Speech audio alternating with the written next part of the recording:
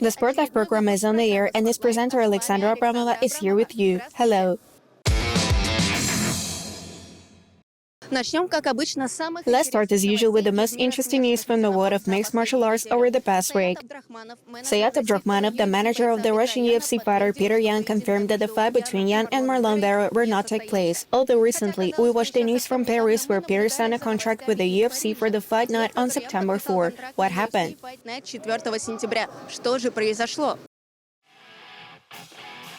As it turned out, the athletes did not agree on the timing of the fight. Earlier, Marlon Vera repeatedly accused Petr for trying to avoid the meeting. The team of the ex-champion of the UFC in the lightest weight gave his consent to the fight. Marlon was ready to fight with Petr already on August 14 as part of the main part of the evening. But Petr insisted on moving the fight from the USA to France from August to September, referring to the desire to conduct high-quality training for the fight.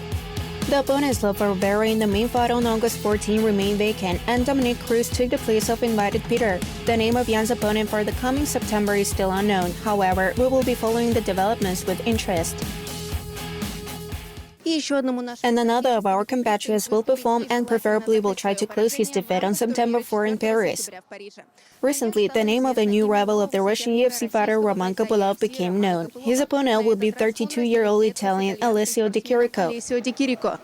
Roman Kopylov, with a record of 8-2, has performed in the framework of the UFC only twice so far, and unfortunately, in both cases, the fights did not end in his favor.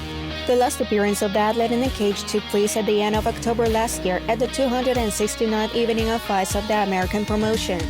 Then, by a unanimous decision of the judges, another of our compatriots, Fedor Ryzhov, turned out to be stronger. Roman's new opponent, Alessio Di Chirico, has 13 wins and 6 defeats in his arsenal, as well as the impressive experience of performing in UFC. Alessio also had his last fight unsuccessfully, losing to Abdulrazak Al-Hassan by knockout at the 17th second of the first round. Roman faces a difficult task to pick up his first victory in the UFC and to return to the winning path in his career. We wish Kopylov good luck in the upcoming match.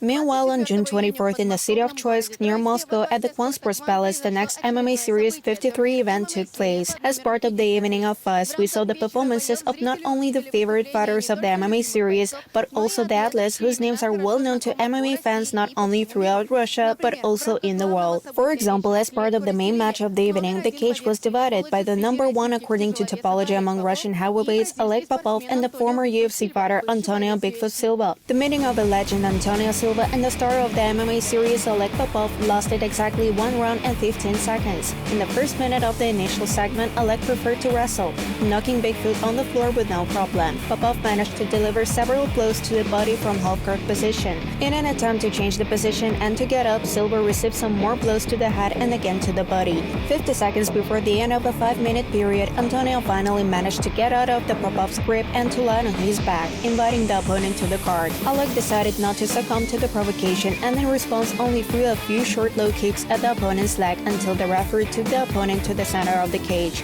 According to the results of the first round, Popov managed to throw 72 blows, of which 68 reached the goal, compared to the 3 hits from 7 attempts performed by Bigfoot. The second 5-minute session ended very quickly. Bigfoot immediately took the initiative into his own hands and began to press his opponent.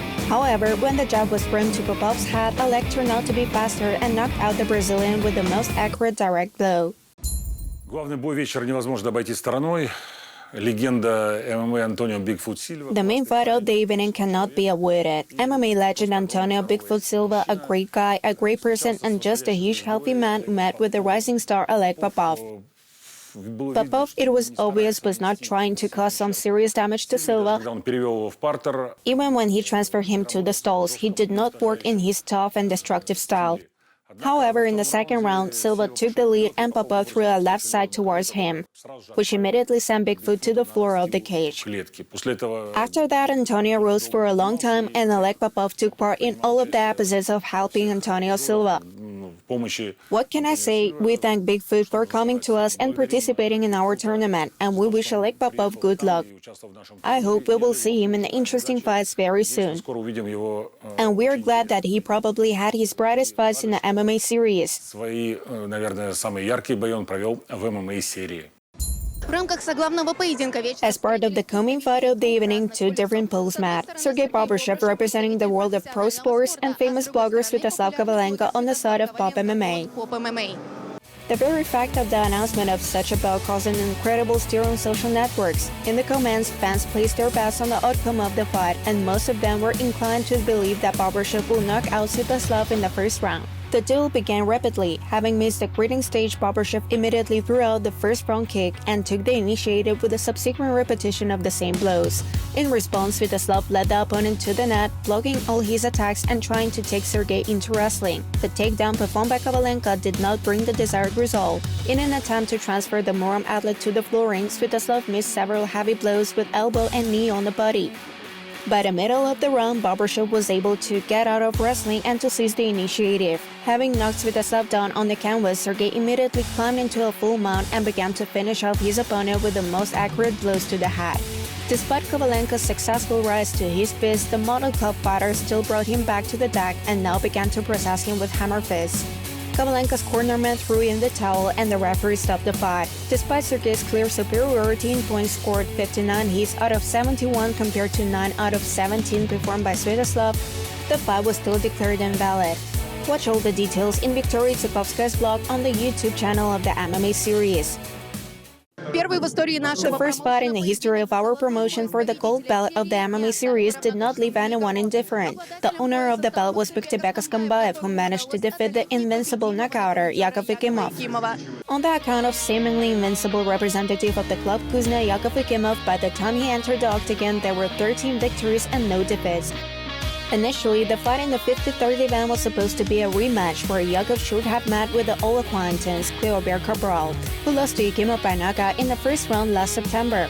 However, the Brazilian did not manage to come to Russia. Cabral was replaced by Kyrgyz athlete Makhtibek Oskonbaev with a record of 10-3, who was preparing for fight Magomed Kadyrov as part of the tournament. Makhtibek took the fight with Yakov and gave a tough battle in the title match, which lasted 6 minutes and 50 seconds. The athlete spent the entire first round in an active mode of exchanging blows. Oskonbaev was looking for the opportunity to take his opponent to the stalls, while Yakov successfully took the opponent's attacks. The outcome of the fight was decided closer to the middle of the second round in the stalls.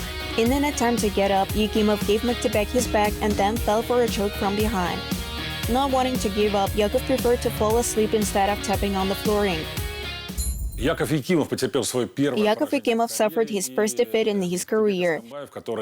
Makhtibek Oskonbaev, who was supposed to fight Magomed Kadyrov at this tournament, pulled out his lucky ticket. In an excellent style, he managed to cope with Yakov Ekimov despite the fact that in the first round Oskonbaev was knocked down. It seemed that Yakov was about to be able to finish him off. In the second round, the Kyrgyz fighter was able to turn the situation in his favor. He climbed on Ekimov, made a choke reception from behind, and Yakov Ekimov disconnected.